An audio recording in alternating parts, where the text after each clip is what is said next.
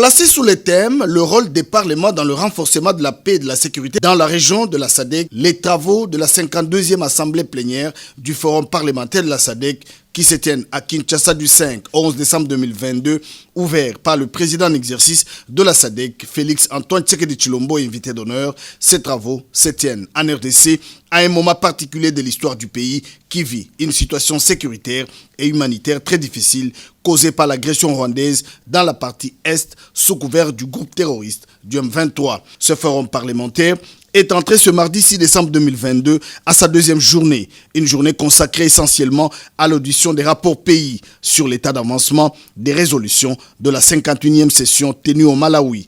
Au total, 14 rapports pays ont été auditionnés ce mardi 6 décembre 2022.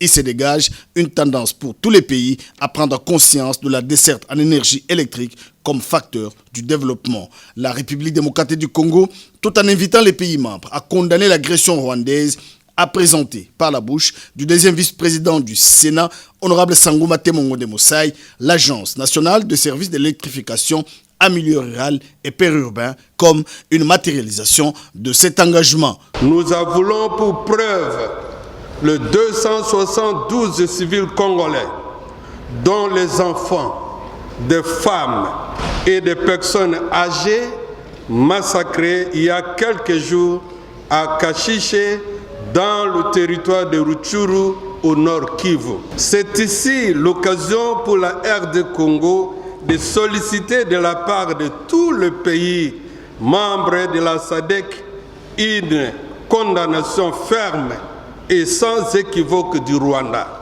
Beaucoup de délégations ont enfin manifesté le désir de transformer ces forums en assemblée parlementaire de la SADC pour mieux coordonner la politique régionale en vue d'un développement harmonieux.